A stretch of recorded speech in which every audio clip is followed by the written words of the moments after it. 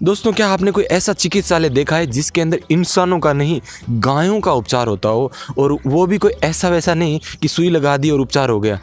पूरी तरह से जिस तरह से इंसानों का होता है, वहाँ पर एक ऑपरेशन थिएटर है, एक्सरे कक्ष है, मेडिकल और सब कुछ वहाँ पर व्यवस्थाएं हैं, वो भी बिल्कुल फ्री के अंदर। क्या आपने कभी ऐसा देखा है? नहीं देखा तो इस वीडियो के अंदर हम आपको बताएंगे नागौर की विश्व स्तरीय चिकित्सालय जो कि अत्याधुनिक तरीके से गायों का उपचार करती है। यह नागौर से जोधपुर हाईवे के ऊपर 7 किलोमीटर आगे है। और आइए चलते हैं गौशाला के अंदर। यहाँ पर तो दोस्तों, कल रात को हम लोग यहीं पर सोए थे, रुके थे। यहाँ पर यात्रियों के ठहरने के लिए बिल्कुल फ्री व्यवस्था है, आपको बिस्तर मिलेगा और अंदर जो है आप कमरा लेकर के भी रह सकते हैं। तो आइए शुरुआत करते हैं। क्या नाम है आपका? मेरा नाम फूलचंद है, फूलचंद नायक। ये यहाँ पर क्या हो रहा है? ये मतलब क्या है कि अपने विश्व स्तरीय गौ चिकित्सालय है और पूरे भारत का सबसे बड़ा गौ चिकित्सालय है, जहाँ पे बीमार गौ माता की बहुत अच्छी तरीके से सेवा होती है। एक भी गौ माता दूध वाली नहीं है और एक भी गौ माता स्वस्थ नहीं है। सिर्फ घायल, एक्सीडेंटल और पीड़ित गौ माता की यहाँ पे सेवा होती है।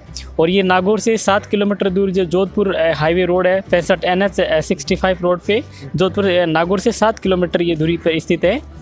तो अभी जो हम गेट से एंटर होकर के अंदर आए हैं, ये सबसे पहले ये क्या चीज़ है यहाँ पर? इस तरह से कढ़ाइयाँ कैसे पड़ी इतनी बड़ी बड़ी? ये आपको दिखाएंगे। ये यहाँ पे गौ माता के लिए बांटा बनता है, बोले तो पौष्टिक आहार जो फूड बनता है गौ माता के लिए।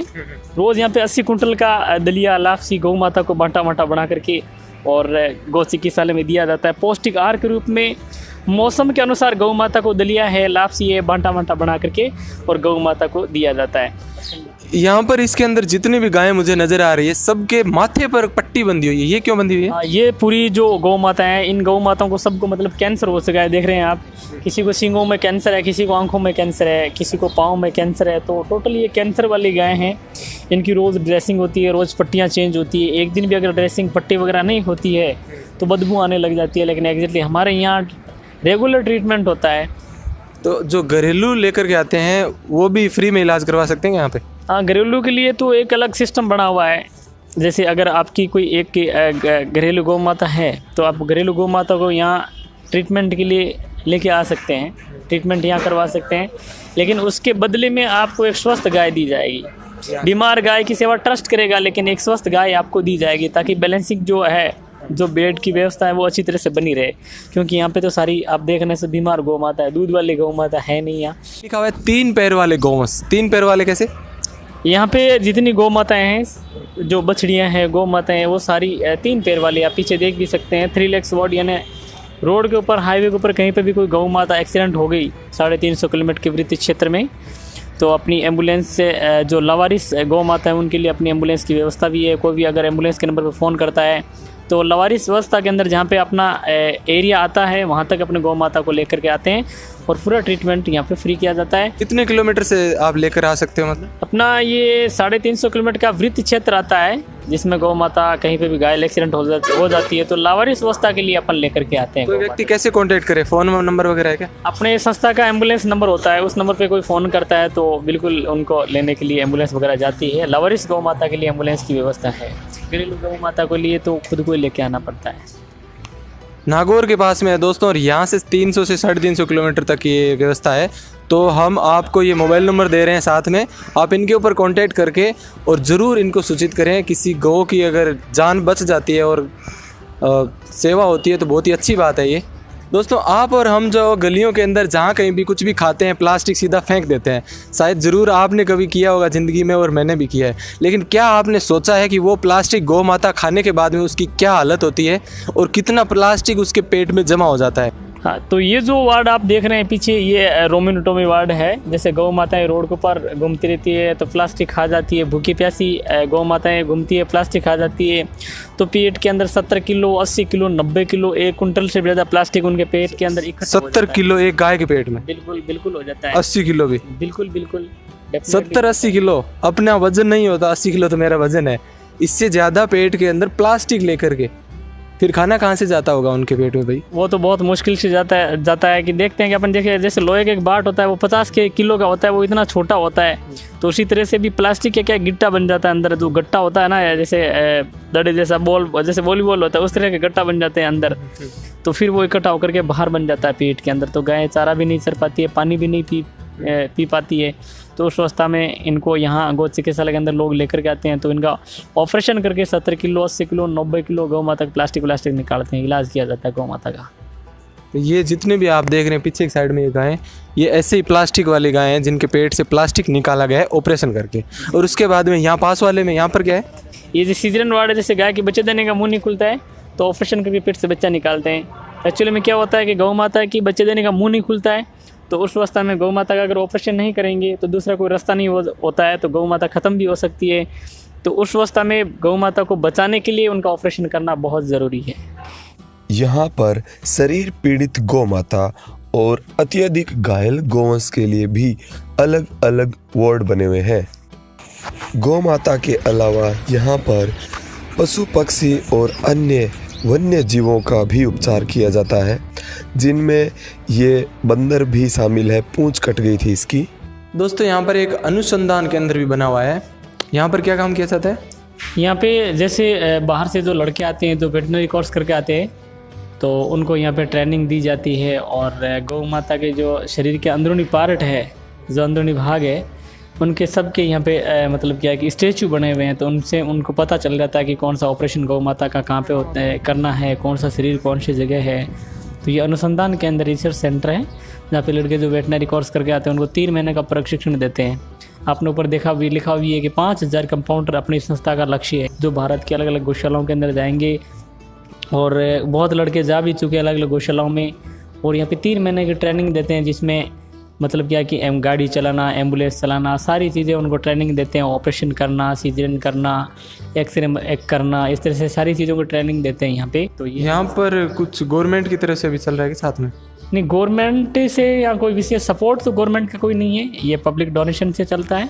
तो अभी हम एक्सरे रूम के अंदर है, यहाँ गायों का एक्सरे निकाला जाता है? जी सर, एक्सरे निकाला जाता है। जिसके हड्डी टूटी हुई है, पैर फ्रैक्चर है वगैरह, फ्रैक्चर हो या कील खाई हुई है, उसका एक्सरे किया जाता है।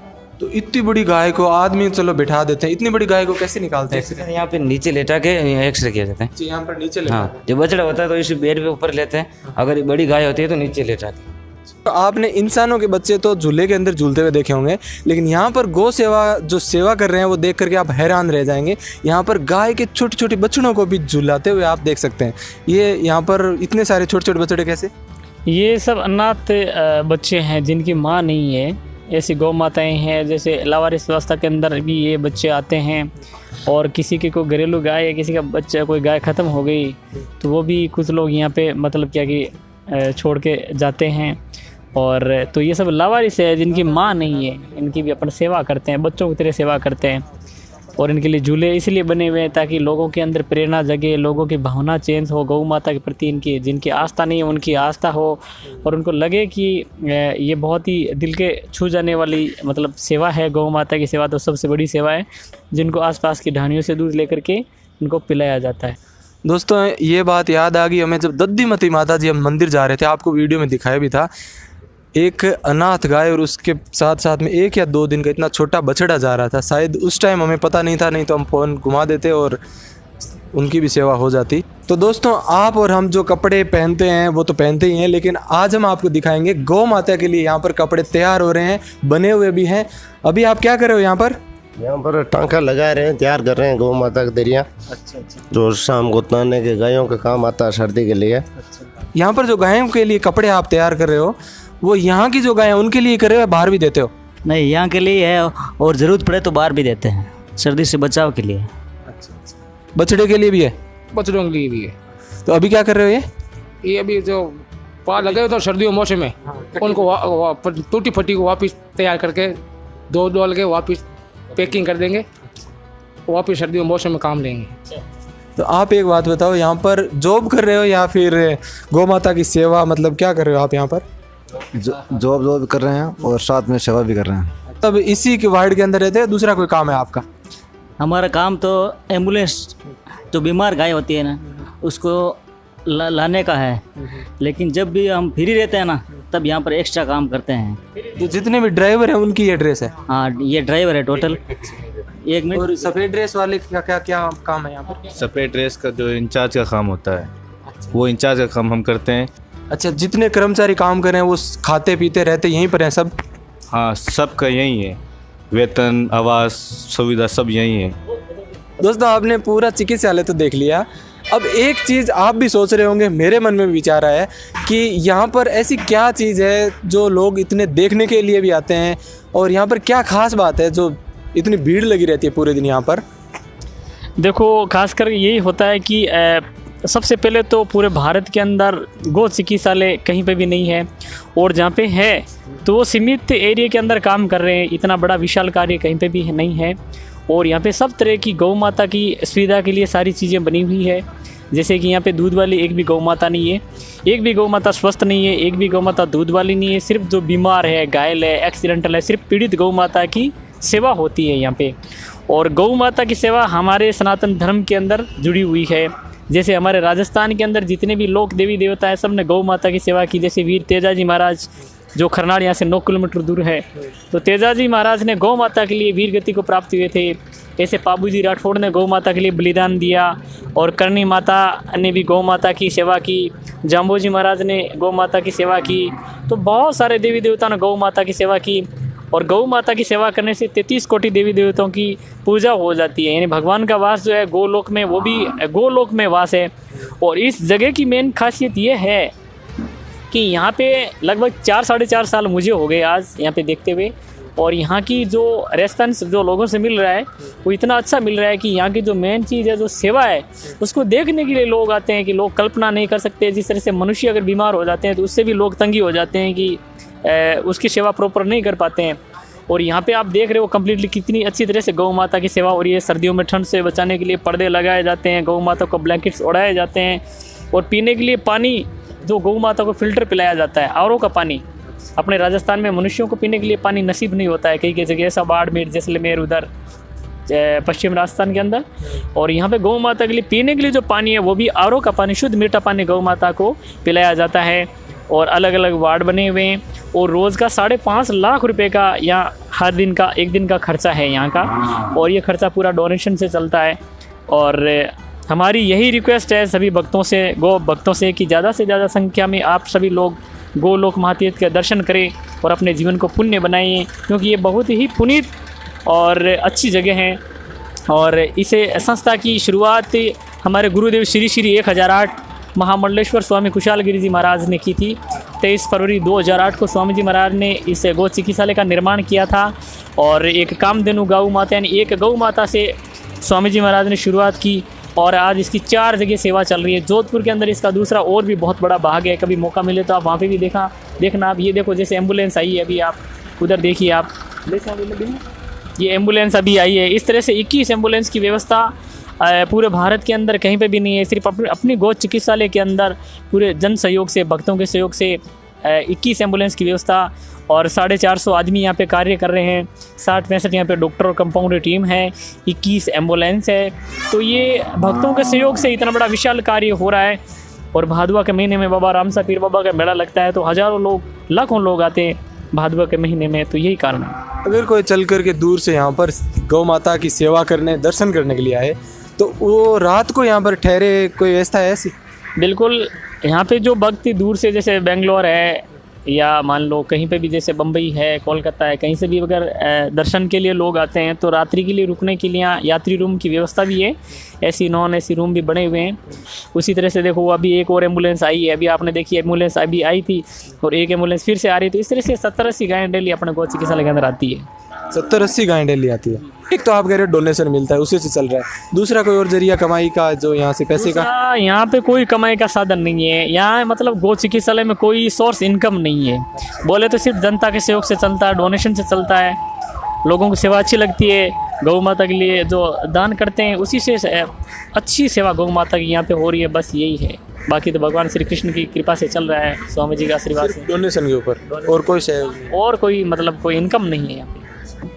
उसके बाद में हम आगे जा रहे हैं जोधपुर हाईवे से ही खींवसर की तरफ। आप हमारे वीडियो कंटिन्यू देखते रहें। कंप्लीट राजस्थान की यात्रा जारी है। अगर आपने अभी तक चैनल को सब्सक्राइब नहीं किया तो सब्सक्राइब बटन के ऊपर क्लिक करके सब्सक्राइब कर लें और लाइक करें, शेयर करें और कमेंट करें, बताएं कैसे लग रही वीडियोस। ठंडा पानी पी लिया था, इस वजह से जुकाम लग गया है। मेरी थोड़ी खरखराटे वाली आवाज़ के लिए सॉरी।